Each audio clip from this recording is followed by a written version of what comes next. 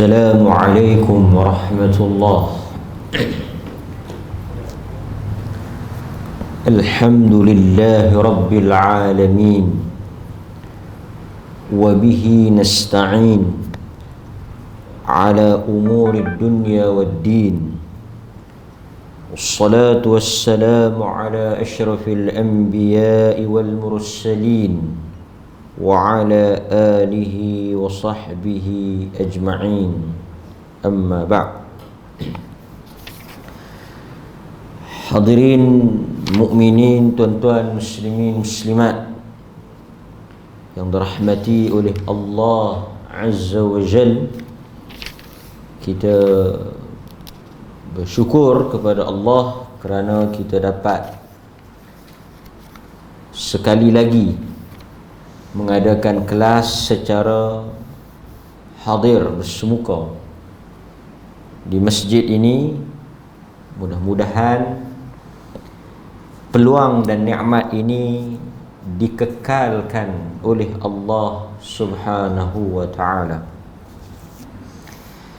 Kita sampai kepada bab yang berikutnya, bab yang ke-18 di bawah tajuk Babu 'ardil Islami 'alal ummi an-nasraniyyati, bab memujuk atau mengajak, menawarkan, memujuk, mengajak atau berdakwah, menyeru ibu yang tidak beragama Islam. Dalam bab ini dia sebut Nasrani, Kristian, agar memeluk Islam. Hadis yang dibawa oleh penulis atau pengarang kitab ini berhubung dengan ibu kepada Abu Hurairah, yang mana kita semua tahu Abu Hurairah ni dia asalnya bukan daripada keluarga Muslim. Abu Hurairah Abdurrahman bin Sakhar, nama dia yang sebenar Abdurrahman, dikenali dengan gelaran Abu Hurairah. Asalnya dia bukan daripada keturunan ataupun keluarga yang ibu bapa dia Muslim. Dan kita tahu Abu Hurairah ni, kalau tengok dalam kisah hidup dia, antara sahabat yang sangat ataupun paling akhir lewat masuk Islam. Dia masuk ketika peperangan Khaybar. Dia berasal daripada Yaman, berketurunan Yahudi Yaman, Abu Hurairah ni. Dan dia masuk Islam lambat, dan selepas daripada beberapa ketika dia bersama dengan Nabi, tak lama, beberapa tahun, dan Nabi SAW wafat. Jadi hadis yang dibawakan oleh pengarang kitab kita ini adalah hadis berhubung dengan ibu Abu Hurairah. Kata Abu Hurairah, ma sami'a bi ahadun yahudiyyun wala nasraniyyu illa ahabbani, inna ummi kuntu uriduha 'ala al-islam fata'ba. Dia kata, Abu Hurairah ni kata, tidaklah aku mendengar siapa-siapa daripada kalangan Yahudi ataupun Kristian mengenai dirinya kecuali dia akan mencintai Abu Hurairah. Maksudnya dia orang yang disukai dan disenangi. Kemudian dia sambung, dia kata, dahulu aku menginginkan, aku menginginkan ibuku untuk memeluk Islam. Fata'ba, malangnya ibu dia aba, enggan. Ibu dia tak mahu. Dan ini memberikan satu lagi maklumat kepada kita, ataupun memberikan satu perkara yang penting lah. Maksudnya apa? Hidayah benda yang tak boleh dipaksa. Dia tak boleh dipaksa.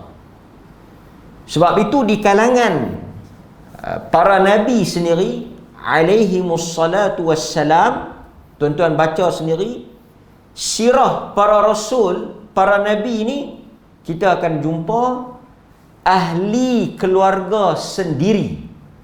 Sama ada ibu, bapa, suami, isteri, anak-anak, kaum keluarga yang terdekat tidak bersama dengan nabi tersebut.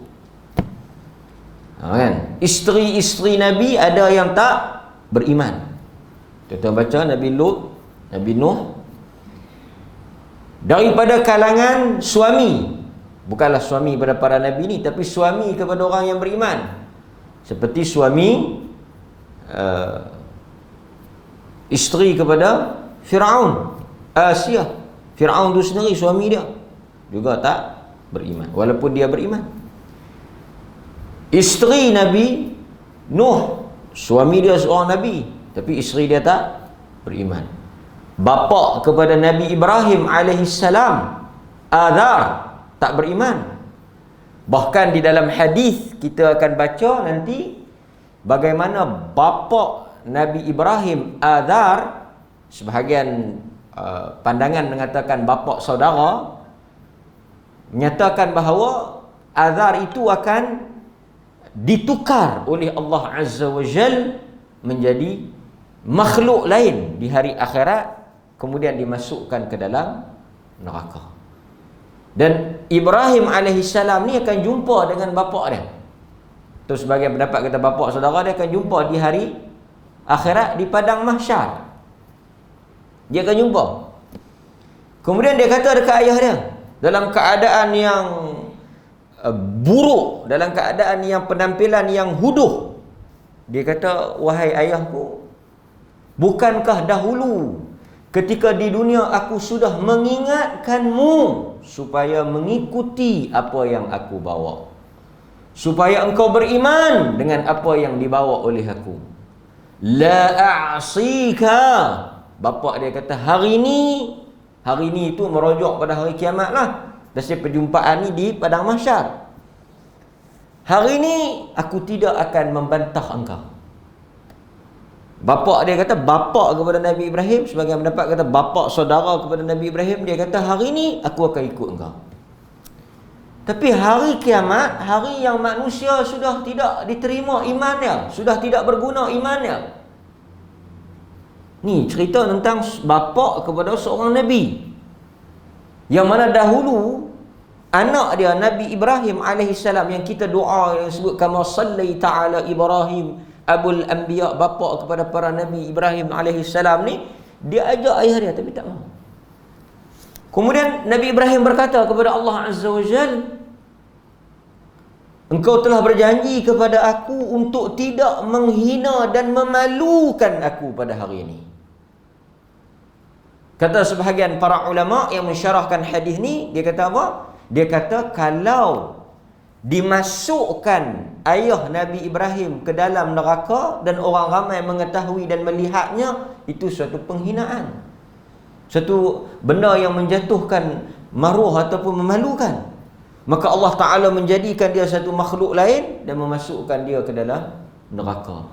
Artinya tidak dapat dibantu dan dibela oleh anak dia sendiri.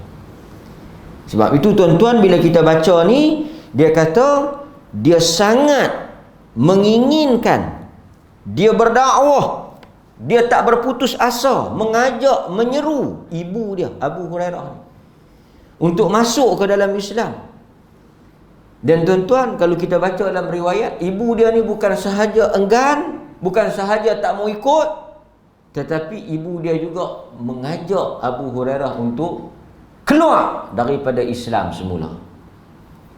Maksudnya lawan dia jugalah.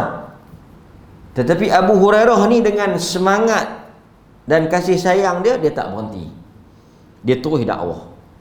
Ini salah satu benda yang kita boleh belajar. Apa dia tuan-tuan?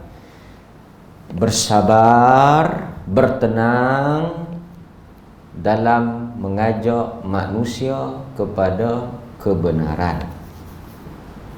Ramai yang jumpa, yang bagi tahu, yang bersembang, yang bercakap, mereka ni rasa putus asa, rasa kecewa lah, ataupun rasa malas, ataupun dah mula biar pi lah, nak jadi apa pun jadilah, tak mau nak ambil kira dah, tak mau nak ambil kisah dah. Kita tengok ini benda yang kita boleh belajar daripada Mak Abu Hurairah ni. Dalam satu keluarga, bukan semuanya berada pada jalan yang betul atau jalan yang lurus.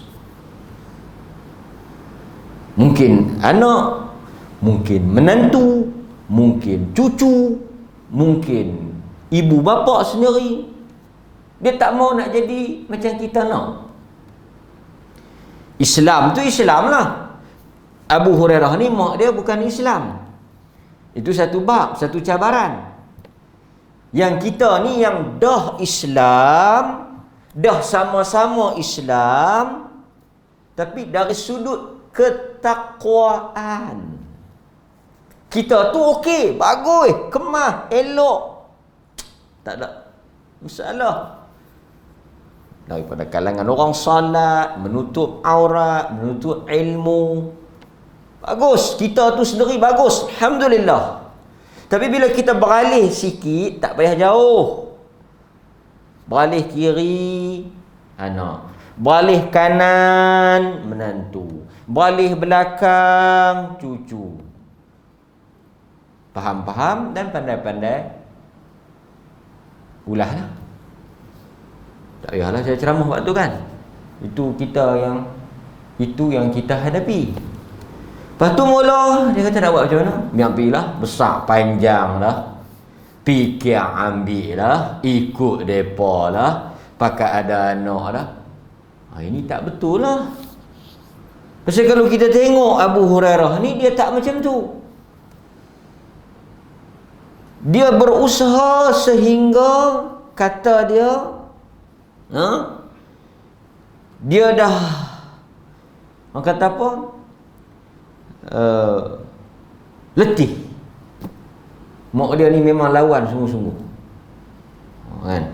Jadi maksudnya hidayah ni kita tak boleh buat secara terkejut, atau dia tak boleh dibuat secara terkejut. Tak ada. Pasal tu Nabi pun tak boleh mengislamkan bapa saudaranya. Dan ayat yang selalu kita baca, tapi ayat ni tak boleh lah kita kata tak apa, ayat ni biar pilah, biar jadi macam mana, tak boleh. Innaka la tahdi man ahbabta walakinallaha yahdi man yasha. Quran sebut, ayat yang mana turun pada Nabi SAW. Innaka, sesungguhnya engkau wahai Muhammad, la tahdi, kau tidak boleh memberikan hidayah. Kau nak dia masuk Islam, kau tak akan boleh buat benda tu. Kau suruh dia masuk Islam, kau ajak dia masuk Islam, setakat itu saja. Sebab akhirnya yang memilih dan menentukan walakinnallah, Allah Ta'ala. Tapi kita tak boleh alasan, saya dah suruh berapa kali suruh dah 2-3 kali tak mau dengar, biar pisrah pada Allah Ta'ala. Tak betul. Selagi tuan-tuan nampak, tuan-tuan menyaksikan benda tu, tuan-tuan mengetahui kesalahan tu, kena berterusan sampai antara dua. Tuan-tuan boleh berhenti ni antara dua. Berhenti nasihat anak bini, anak menantu tu, berhenti nasihat anak cucu tu hanya dalam dua keadaan. Nasihat jiran, nasihat kawan, nasihat siapa-siapa lah. Berhentinya kerja dakwah, urusan mengajak manusia kepada kebenaran ini apabila berlaku dua keadaan. Satu, yang mengajak tu, ad-da'i, yang mengajak tu mati, berhenti. Yang kedua, mad'u, yang diajak tu yang mati. Berhenti. Sama ada kita mati ataupun yang kita ajak tu mati. Selagi mana kita masih diberikan ruang dan peluang, kena wajib menyampaikan kebenaran sekadar yang kita tahu. Dan orang yang tengok tak boleh hukum kita. Dia tahu macam mana ni? Orang masjid yang anak menantu teruk dengan tak pakai tudung apa semua orang tak ahmad. Itu ini salah faham. Ini apa? Tak faham isu hidayah. Ini tugas sampaikan. Berubah atau tidak, ini benda yang kerap kita sebut ni. Banyak kali kita ulang ni, nak bagi masyarakat faham. Jangan menghukum. Yang pentingnya dia buat kerja tu. Hang cakap dah lagi? Cakap dah. Tegur dah lagi? Tegur dah. Tiap-tiap hari tegur. Ada aja masa tegur. Jumpa aja tegur. Balik main rumah aja tegur. Tegur. Kata habaq. Cakap elok-elok lah. Tegur elok-elok. Sembang elok-elok. Okey. Berubah dah lagi? Tak. Sudah. Ini yang berlaku pada mak Abu Hurairah. Dia suruh, dia ajak, dia pesan. Akhir sekali dia berjumpa dengan Nabi sallallahu alaihi wasallam. Orang Melayu kata dalam setandan pisang bukan semuanya elok. Ini kita kena faham. Ada juga ibu, kalau tuan-tuan baca lagi menarik, Sa'ad bin Abi Waqqas.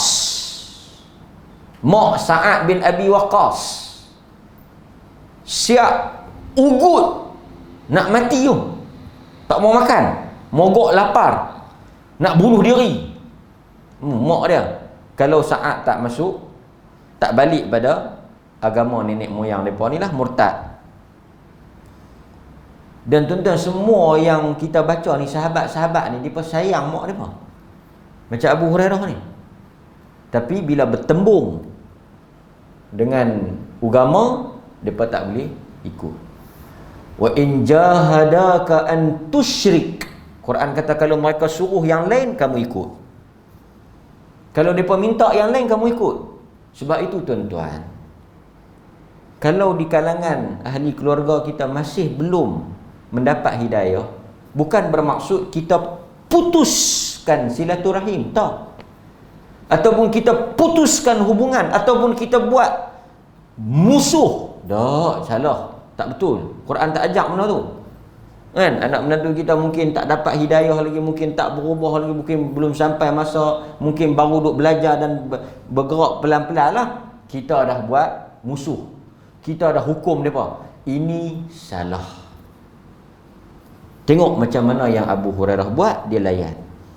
Kemudian dia kata, fa'abat, mak dia ni tak mau masuk.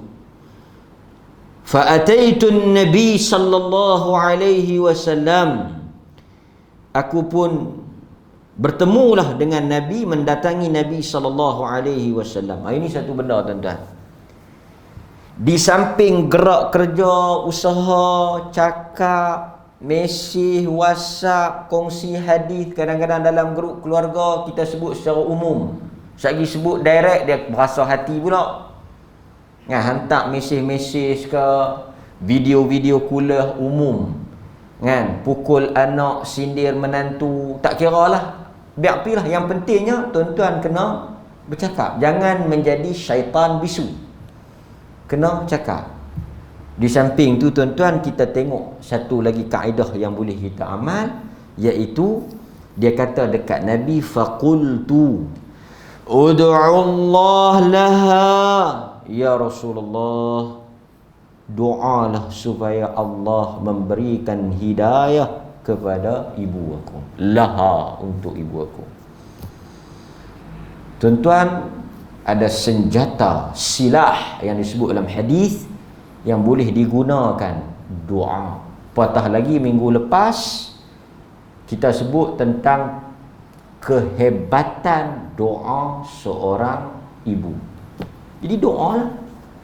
Bangkit tengah malam doa pada anak tu supaya dibuka pintu hati tu. Menantu tu supaya dibuka pintu hati tu. Cucu tu supaya dibuka pintu hati tu. Mak bapak tu supaya dibuka. Doa. Tapi bukan sekadar berhenti pada doa tu. Usaha. Macam-macam lah usaha boleh buat ni. Bawa mari kuliah, minta tolong ustaz doa apa dia ni, tegur kan, kita sendiri bersembang dengan dia, tegur, bagi buku ke. Yang pentingnya kita buat sesuatu. Kemudian dia kata fa'ataituha, dia pun balik, dia pun balik ke rumah nak jumpa mak dia. Wa qad ajafat 'alaiha al-bab. Lepas tu dia sampai di pintu, mak dia mari. Faqalat, dan sebagai riwayat dia dengar mak dia duduk mandi. Mak dia tak pergi masuk lagi. Mak dia kata duduk sat di luar. Faqalat ya Aba Hurairah inni aslamtu. Aku telah masuk Islam.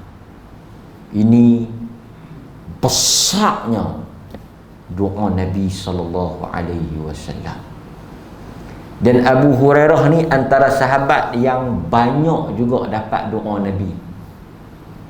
Antara yang tuan-tuan ingat, Abu Hurairah ni sahabat yang paling banyak hafal hadis. Nombor satu, mudah aja nak ingat Abu Hurairah ni, nak kenal dia. Salah satu keutamaan dia, sahabat yang paling banyak hafal hadis. Sebab yang tulis orang lain, yang hafal menang dekat dia. Dia nombor satu. Pasal apa? Pasal dia juga dapat doa Nabi bagi kuat ingatan.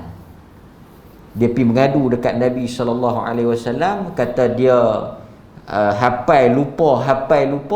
Nabi pun doa bagi dia kuat ingatan. Dia jadi sahabat yang paling banyak. Pasal itu tuan-tuan kalau mengaji kuliah siapa pun, mengaji dengan ustaz mana pun, dengar ceramah apa pun, kalau tak sebut Abu Hurairah, dia macam tak sempurna. Hadis Abu Hurairah mesti ada. Dia banyak. Tapi jangan salah faham pula. Bukanlah maksud Abu Hurairah ni dia pergi kata ya Rasulullah doa dekat aku, dia Rasulullah pun doa, dia pun balik lena belengkak lalu kita. Tak.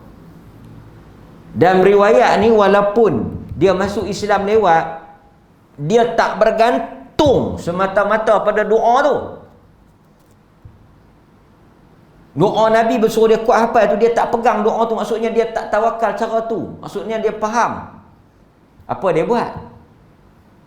Dah Nabi doa bagi dia kuat hafal tu, kalau kita baca sejarah hidup Abu Hurairah, dia masuk saja Islam, terus mewakafkan diri dia untuk hadis Nabi. Abu Hurairah salah seorang daripada ahli suffah. Apa dia ni? Orang yang hidup di masjid Nabi. Lepas dia masuk Islam tu, dia terus duduk menetap di masjid Nabi. Dia tak keluar daripada masjid Nabi tu. Maksudnya dia tak pergi buat urusan dunia ni, dia pergi duduk di situ. Dia dianggap ketua ahli sufah. Apa dia kerja ahli sufah ni? Ahli sufah ni kerja dia mengaji. Pasal itu kita bisa baca hadis berapa kali yang dia lapar, tak ada makanan, duduk di masjid, dia tak ada urusan, tak ada makanan. Nabi yang duduk jamu dia dengan sahabat-sahabat lain, panggil ahli sufah ni pergi makan di rumah dia. Salah seorang dia Abu Hurairah. Jadi lepas dia masuk Islam tu, dia mengaji sungguh, ikut Nabi sungguh.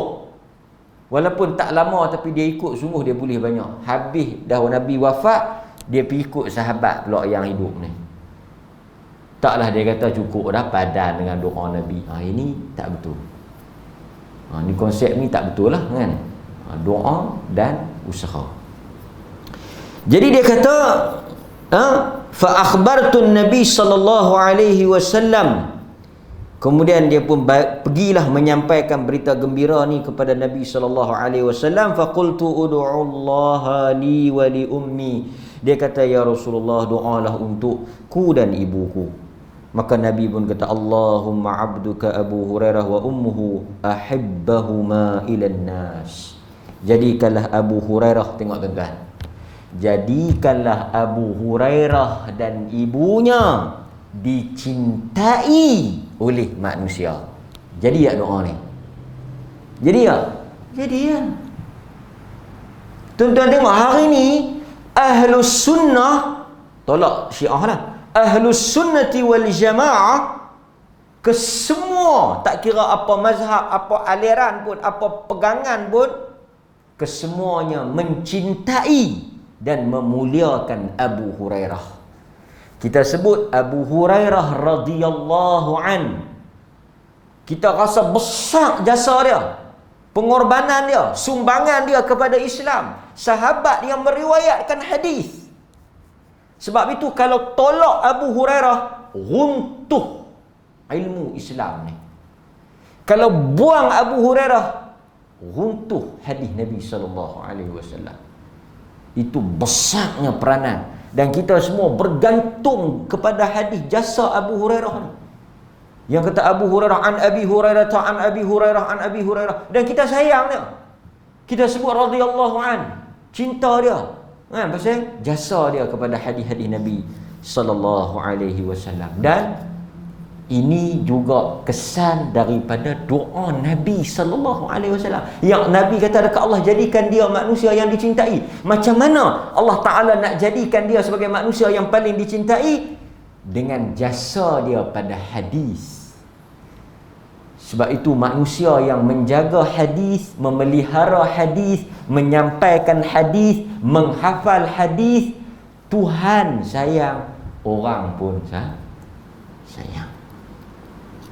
Ini termasuk kita semua ni, membaca hadis begini. Kemudian kita akan balik sampai pada anak bini kita, anak keluarga kita. Ni yang rakam ni, berapa ramai yang tengok hadis-hadis yang kita baca, termasuk dalam menyampaikan hadis. Orang sayang bukan kerana kedudukan, bukan bagi duit. Abu Hurairah bukan bagi duit, Abu Hurairah bukan tambah duit, Abu Hurairah bukan bagi hadiah ke apa, Abu Hurairah bagi hadis. Orang sayang pada dia.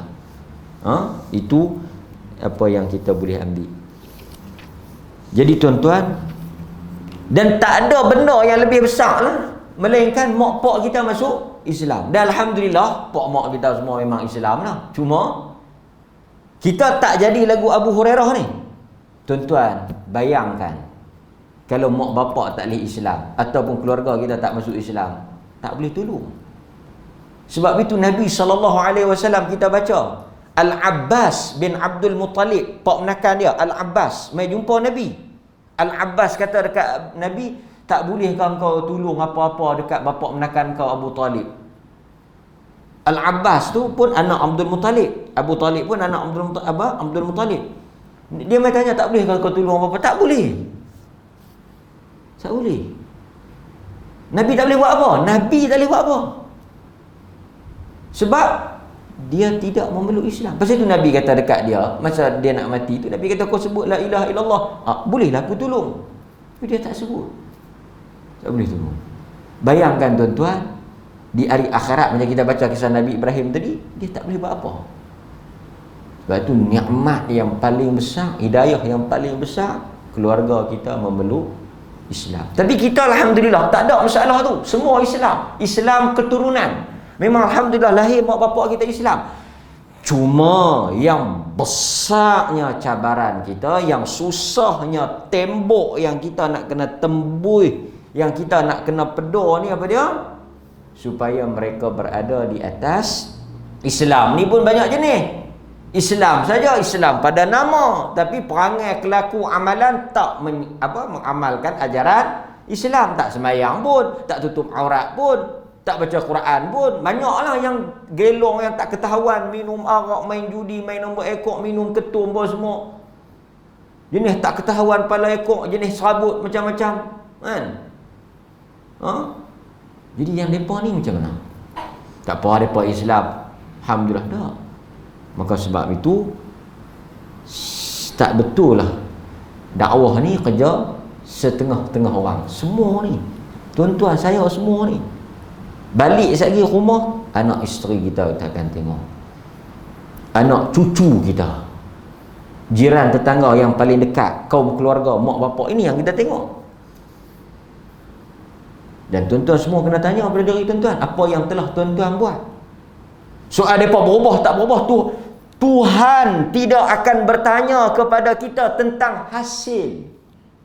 Tuhan tidak akan hukum kita, dan Tuhan tidak akan minta kita bertanggungjawab di atas mereka tu berubah ke tak. Itu urusan Tuhan, itu urusan yang Allah tentukan.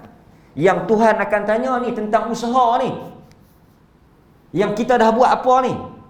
Tuhan tak tanya dia berubah tak, sebelum hang mati tu dia jadi baik ke tak, dia semayang ke tak, dia tutup aurat. Tuhan tak tanya yang tu. Itu kerja dia, itu urusan dia, itu hak mutlak dia. Tapi apa yang tuan-tuan dah buat? Saya dah buat lah, saya main semayang 5 waktu lah. Tu saya, anak saya, bini saya, menantu saya, cucu saya. Macam mana? Jenuh saya nak jawab. Maka ini tanggungjawab kita. Sebab itu Nabi, tuan-tuan ingat tak masa Hajjatul Wada', masa khutbah yang terakhir tu di Padang Arafah, ramai beratus ribu sahabat tu ada. Apa yang Nabi sampaikan? Ucapan Nabi. Tuan-tuan masih ingat tak ucapan Nabi? Ni Nabi haji yang terakhir, khutbah yang terakhir yang Nabi bagi, khutbah haji. Nabi kata apa? Sahabat ramai ni. Nabi kata, innakum satus'aluna anni. Ni bukan Nabi saja, termasuk kita, pengikut dia, umat dia. Nabi kata, innakum satus'aluna anni. Kamu semua ni, Nabi kata, kamu semua ni, Nabi merujuk pada para sahabat, kamu semua ni yang hidup dan bertemu dengan aku ni, yang berjumpa dengan aku ni, yang sezaman dengan aku ni, satus'alun. Allah Ta'ala akan tanya hampa ni tentang diri aku. Allah Ta'ala akan tanya ni, hampa ni semua tentang aku. Nabi takut tu. Nabi takut Allah Ta'ala tanya tentang dia. Kemudian Nabi kata, apa yang kamu akan cakap? Nabi tanya kepada sahabat, kalau Allah Ta'ala tanya kamu esok ni pada hari kiamat tentang diri aku, tentang apa yang aku buat, apa yang kamu akan jawab? Famadha qailun? Nabi kata, hampa nak kata apa? Mereka kata, qad ballaghta wa addaita wa nasahta. Sahabat kata, kami akan jawab dan bersaksi di hadapan Allah, qad ballaghta, engkau telah menyampaikan, wa nasahta, engkau telah menasihatkan, wa addaita, engkau telah menunaikan apa yang Tuhan suruh, apa yang Tuhan bagi tahu, apa yang Tuhan amanahkan, semua kau dah sampaikan. Nabi angkat tangan tunjuk ke langit, Allahumma syhad, ya Allah, engkau saksikanlah. Artinya Nabi nak bagi tahu apa? Dia dah sampaikan, dia dah habaq, dia dah cerita apa yang Tuhan turunkan wahyu, tak ada yang dia sembunyikan, semua dia dah bagi tahu. Pasal itu sahabat kata, tak ada benda yang Nabi wafat dia tak cerita. Orang tanya dekat Salman, macam mana nak qada hajat pun Nabi cerita. Jangan menghadap kiblat, jangan sentuh dengan tangan kanan. Sampai teratur detail. Semua yang Nabi dakwah semua beriman. Hantar surat dekat Raja Rom, Raja Parsi, hantar surat dekat Raja Parsi, koyak, hantar surat dekat Najasyi, dia beriman. Yang Tuhan nak tanya, hantar tak? Hantar. Beriman ke tak? Itu urusan Tuhan. Ini peringkat kita, ini tanggungjawab kita, jelas. Maka hadirin mukminin, daripada apa yang kita boleh ambil, hadis ini jelas kepada kita tentang tanggungjawab seorang anak atau seorang Muslim untuk mengajar ahli keluarganya. Pasal apa ahli keluarga? Pasal dalam Al-Quran kita hanya bertanggungjawab. Bertanggungjawab ni maksud akan ditanya. Itu maksud bertanggungjawab akan ditanya kita dan keluarga kita. Pasal itu dalam Quran, kalau tuan-tuan baca dalam surah At-Tahrim ayat 6, Allah Ta'ala sebut ku anfusakum. Pertama diri kita dulu. Alhamdulillah pagi ni kita lepas. Beda diri kita ni pagi ni, alhamdulillah selamat. Pasal kita dah salat subuh yang wajib kita dah selesai. Maksudnya ku anfusakum tu dah lepas. Tapi ayat tu dia tak berhenti tentang ku anfusakum. Dia tak berhenti tentang ku anfusakum, jaga diri-diri kamu. Dia tak stop di situ. Wa ahlikum. Lepas tu habis ayat tu. So ada dua grup dia sebut. Satu grup anfusakum, diri kita sendiri kita jaga. Sekarang ni tuan-tuan memang jaga diri tuan-tuan. Semayang tuan-tuan jaga. Semua bab-bab tu tuan-tuan jaga. Diri, kebanyakan urusan diri kita alhamdulillah selesai. Tapi yang kita bimbang, yang masuk dalam hadis Abu Hurairah ni, grup yang kedua. Tapi grup tu pun Allah sebut juga. Itu masalah dia. Bila Allah sebut kita kena. Wa ahlikum, keluarga kita. Kalau dia tak sebut, dia kata ku anfusakum, cukup. Nanti dekat tu lepas kita. Tapi bila dia sebut wa ahlikum, itu masuk. Mudah-mudahan tuan-tuan, kita dah tak dapat doa Nabi SAW, sekurang-kurangnya doa kita yang ikhlas Allah Ta'ala mustajabkan, dan dapatlah hidayah kepada orang yang kita sayang. Dan Allah memasukkan orang yang kita sayang ke dalam kumpulan mereka yang diberikan hidayah. Pasal itu orang Islam jangan rasa doa tu lekeh. Jangan rasa doa tu tak ada kuasa. Jangan rasa doa tu tak memberikan apa-apa kesan. Yang tak Islam boleh terbuka untuk masuk Islam disebabkan doa. Sakan hebatnya doa. Mudah-mudahan Allah Ta'ala rahmati. Satu hadis pada pagi ini insya-Allah kita tangguh dengan tasbih kafarah. Subhanakallahumma wa bihamdika asyhadu an la ilaha illa anta astaghfiruka wa atubu ilaik. Assalamualaikum warahmatullahi wabarakatuh.